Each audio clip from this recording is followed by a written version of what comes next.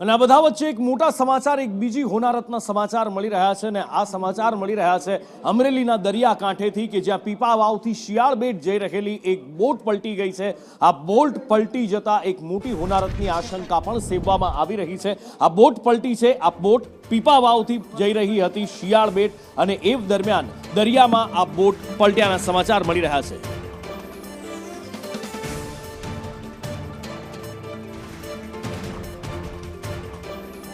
રેતી અને બીજું મટીરીયલ ભરેલી આ બોટ હતી એ પલટી ગઈ છે અને અત્યારે જે સમાચાર મળી રહ્યા છે બોટમાં સવાર એક મહિલાને ઈજા પહોંચી છે। કોઈ મોટી જાનહાનિ સદનસીબે નથી થઈ પણ એક મોટી દુર્ઘટના થતા સહેજ માટે રહી ગઈ છે।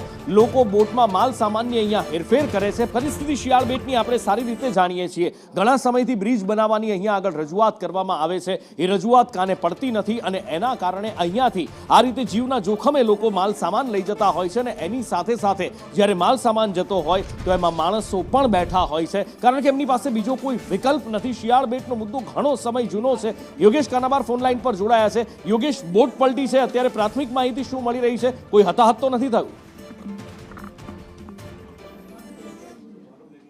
જેથી શિયાળ બેટ જતા સમયે બોટમાં રેતી તેમજ અન્ય સામાન ભરી અને આ બોટ જતી હતી અને પલટી મારી છે। જેને ઓવરલોડ થવાના કારણે આ બોટ પલટી થઈ હોય તેવું જણાઈ રહ્યું છે।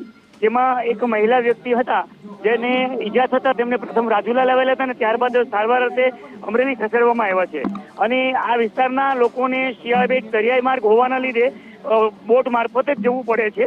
રેતી, સિમેન્ટ, ઘર વખરીનું તમામ સામાન છે તે બોટ ઉપર જ લઈ જવો પડે છે અને આજની આ બોટ પલટી મારવાની ઘટનામાં પીપાવાવ મરીન દ્વારા પોલીસનો ગુનો પણ નોંધાશે। જી નિપુર, છેલ્લા ઘણા સમયથી શિયાળ બેટની એક વેદના છે યોગેશ, એક એ લોકોની માંગ છે કે એમને મુખ્ય જમીન સાથે જોડવામાં આવે, આખરે પૂરી કેમ નથી થતી?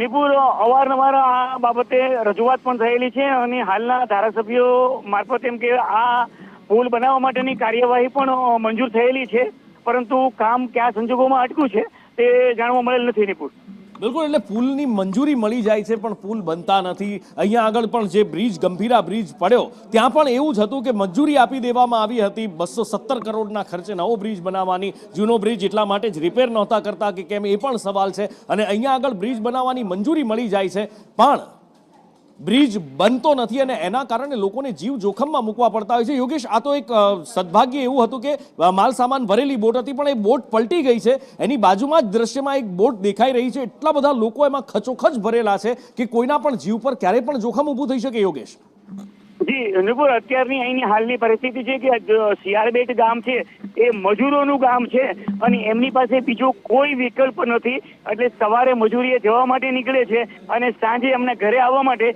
બોટ મારફતે જવું પડે છે અને બોટની અંદર એક એવી મર્યાદા હોય છે કે 20, 25 કે 30 લોકો, 40 લોકો થાય પછી જ બોટવાળો ચલાવે છે કે એમને ખર્ચાઓ અને કાઢવા માટે એ વધારે પેસેન્જર ભરવાની પણ શક્યતાઓ રહેતી હોય છે। ત્યારે આવી ઘટનાઓ બનતી હોય છે ત્યારે તંત્ર તરફથી વહેલી તકે પુલ થાય તેવું પણ લોકો ઈચ્છી રહ્યા છે।